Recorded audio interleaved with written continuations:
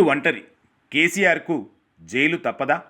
తెలంగాణ రాజకీయాల్లో ప్రస్తుతం hot topic ఏదైనా ఉందంటే అది 100% కల్వకుంట్ల కవిత అని చెప్పక తప్పదు.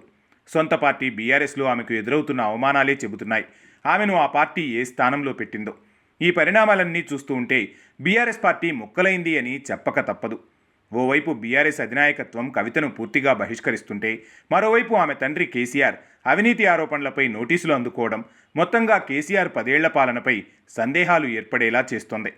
తెరాస పార్టీ వాళ్లు దీన్ని కేవలం కుటుంబంలో కలహాలుగా చెబుతున్నా, బయటకు మాత్రం ఇవి కలహాల హద్దులు దాటి చీలిపోయే దిశగానే కనిపిస్తున్నాయంటున్నారు పొలిటికల్ ఎనలిస్టులు.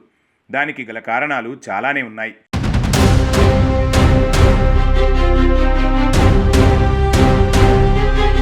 అంతెందుకు, ఈ నెల 4వ తేదీన కల్వకుంట్ల కవిత ఇందిరా పార్కులో నిర్వహించిన ధర్నా రాజకీయంగా పెద్ద చర్చకు దారితీసింది. దానికి కారణం ఆమె తండ్రి కేసీఆర్కు కాళేశ్వరం అవినీతి కేసులో నోటీసులు రావడం. అయితే అప్పుడు అదే విషయాన్ని ప్రస్తావిస్తూ తెలంగాణ జాగృతి తరపున కవిత ధర్నా చేయగా, ఆ ధర్నాకు బీఆర్ఎస్ నుండి ఒక్క నేత కూడా హాజరు కాకపోవడం.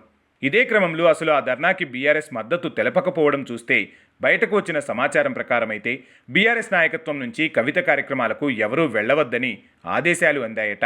ఇది పార్టీ అంతర్గత విషయమని సరిపెట్టుకుందామని బీఆర్ఎస్ అనుకున్న రాజకీయాల్లో ఇప్పుడు ఇదే హాట్ టాపిక్ అయిపోయింది.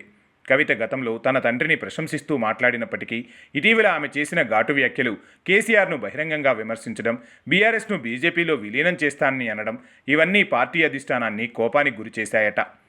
ఇక ఆమె సోదరుడు కేటీఆర్పై పరోక్ష విమర్శలు చేయడం పార్టీ నేతలంతా దూరం పెట్టేలా చేసిందనే టాక్ నడుస్తోంది. ఇప్పుడు కవిత తన తండ్రిని మాత్రమే నాయకుడిగా చెబుతూ జాగృతి అనే సంస్థతో రాజకీయ ప్రయాణం సాగించేందుకు ప్రయత్నిస్తున్నా, అది కేవలం రాజకీయంగా అవమానం జరిగింది అన్న బాధతో తీసుకున్న నిర్ణయంగానే అటు తెలంగాణ ప్రజలకు, పార్టీ నాయకత్వానికి కనిపిస్తోంది.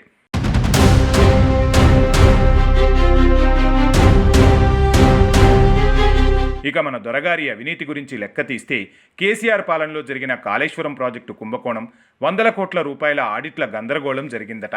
ఇవి ఇప్పుడే వెలుగులోకి వస్తున్నాయి. తాజాగా కేంద్రం కమిషన్ నోటీసులు ఇవ్వడంతో కేసీఆర్ కుటుంబానికి నిద్రలేని రాత్రులు మొదలయ్యాయి.